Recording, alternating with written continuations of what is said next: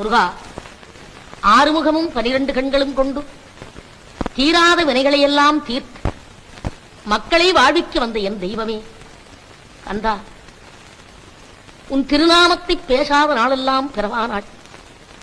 பிறந்து வளர்ந்து பேசத் தெரிந்த நாள் முதல் நான் உன் திருநாமத்தை பேசாத நாள் இல்லை, உன் திருப்பாதத்தை வணங்காத நேரமில்லை.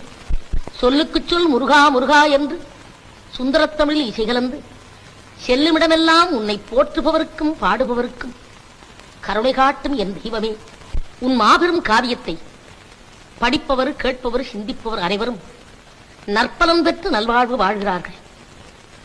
முருகா என்ற உன் திருநாமத்தை கேட்டு உருகாத மனமில்லை, ஆனந்த கண்ணீர் பெருகாத கண்கள் இல்லை.